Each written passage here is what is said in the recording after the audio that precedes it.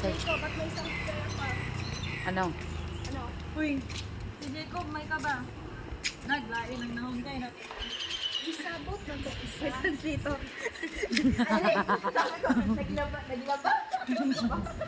Kasi diba, Translate, be. Yung isa, instead na maka-stand straight, competitive na kagad na. Oo.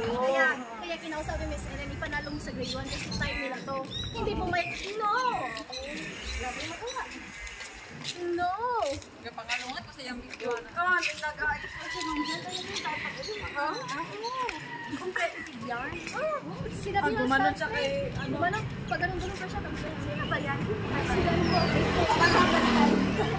Tapos may isang sila, head, shoulder, pag head, nandito, shoulder, nandito, miss, nandito. Hindi niya alam sa yung head, shoulder, miss. Ending, nanalo. Second round.